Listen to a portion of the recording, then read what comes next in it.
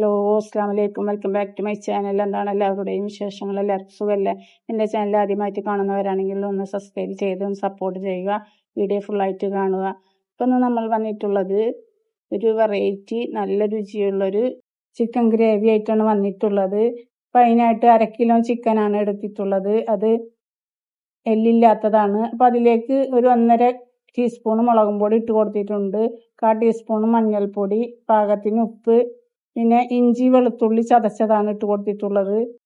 പിന്നെ ഒരു സ്വല്പം ഗരം മസാലപ്പൊടി, ഒരു സ്വല്പം കുരുമുളക് പൊടി, പിന്നെ ഒരു സ്വല്പം മല്ലിപ്പൊടി ഇട്ട് കൊടുത്തിട്ടുണ്ട്. ഒരു 1.5 ടീസ്പൂൺ തൈര് ഒഴിച്ച് കൊടുത്തിട്ടുണ്ട്.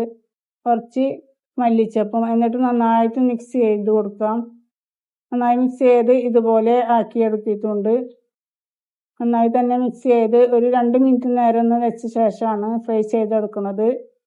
ഇപ്പോൾ മസാല ഒക്കെ ഒന്ന് പിടിച്ച ശേഷം ഇനി ഒരു പാൻ വെച്ച് കൊടുത്തിട്ടുണ്ട്. അതിലേക്ക് സൺഫ്ലവർ ഓയിലാണ് ഒഴിച്ച് കൊടുത്തിട്ട് അതിലേക്ക് ഓരോന്നായിട്ട് ഫ്രൈ ചെയ്യാനായിട്ട് ഇട്ട് കൊടുക്കുന്നുണ്ട്.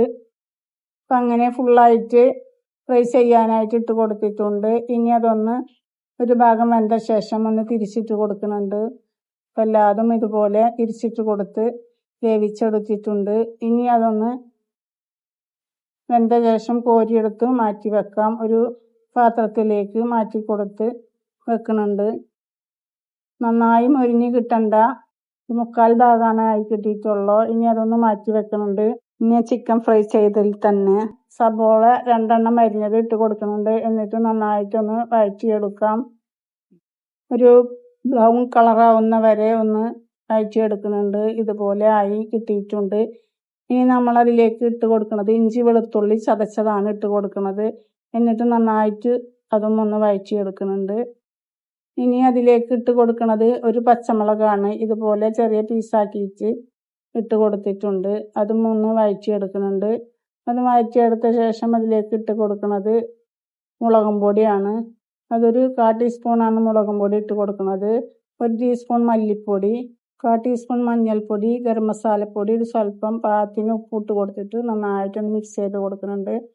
മല്ലിപ്പൊടി, മുളകും പൊടി, മസാലകളൊക്കെ ഒന്ന് നന്നായി ഒന്ന് മൂത്ത ശേഷം അതിലേക്ക് തക്കാളി 2 എണ്ണം അരച്ചതാണ് ഒഴിച്ച് കൊടുക്കുന്നത്. മിക്സിയുടെ ജാറിൽ അരച്ചിട്ട് ഇനി അതും നന്നായിട്ട് എല്ലാം കൂടെ നന്നായിട്ടൊന്ന് മിക്സ് ചെയ്ത് കൊടുക്കുന്നുണ്ട്. അതും നന്നായിട്ടൊന്ന് അതിൽ കിടന്നൊന്ന് വെന്ത ശേഷം അതിലേക്ക് ഒരു സ്വല്പം വെള്ളമാണ് ആ മിക്സിയുടെ ജാറിൽ ഒഴിച്ച് കൊടുക്കുന്നത്. അതും ഒഴിച്ച് കൊടുത്ത് നന്നായിട്ട് ഒന്ന് ഇളക്കി കൊടുക്കാം. അതിൻ്റെ ശേഷം നന്നായിട്ടൊന്ന് തിളപ്പിച്ചെടുക്കുന്നുണ്ട്. അപ്പം അതുപോലെ തിളച്ച് കിട്ടിയ ശേഷം അതിലേക്ക് തീ ഓഫ് ചെയ്ത ശേഷം തൈരാണ് ഒഴിച്ച് കൊടുക്കുന്നത്. ഒരു 1.5 ടീസ്പൂൺ തൈര് ഒഴിച്ച് കൊടുക്കുന്നുണ്ട്. പുളിയില്ലാത്ത തൈരാണ്, കട്ടത്തൈര്.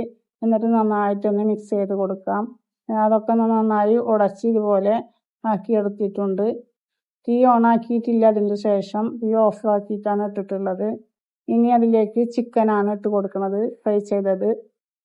എല്ലാതും അതിലേക്ക് ഇട്ട് കൊടുത്ത് നന്നായിട്ടൊന്ന് മിക്സ് ചെയ്ത് കൊടുക്കാം. അപ്പം അതിൻ്റെ മുന്നേ ഒരു പകുതി ക്യാപ്സിക്കാണ് അത് ചെറുതായി കട്ട് ചെയ്തിട്ട് ഇട്ട് കൊടുത്തിട്ടുണ്ട്. അതുപോലെ തന്നെ മല്ലിച്ചപ്പ് ഒരു സ്വല്പം ഇട്ട് കൊടുത്തിട്ടുണ്ട്.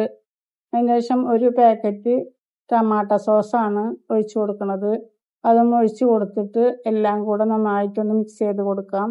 അപ്പം ചിക്കനൊക്കെ അതിൽ പിടിക്കുന്ന വരെ എല്ലായിടത്തും ഒന്ന് ആക്കി കൊടുക്കാം. ഇതുപോലെ ആക്കിയിട്ട് എടുത്തിട്ടുണ്ട്. ഇനി അത് ഒരു പാത്രത്തിലേക്ക് മാറ്റി കൊടുക്കുന്നുണ്ട്.